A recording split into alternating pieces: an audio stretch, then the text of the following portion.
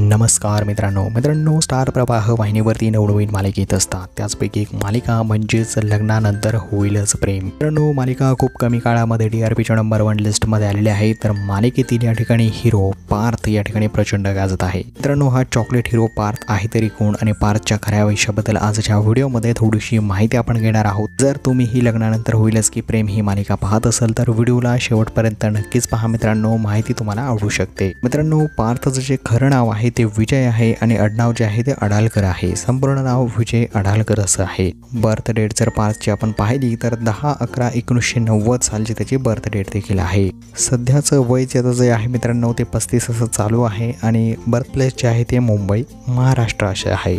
मित्रांनो, एज्युकेशनमध्ये त्याने BCA ची डिग्री कंप्लीट केलेली आहे आणि मॅरिटल स्टेटसमध्ये तो मॅरिड आहे।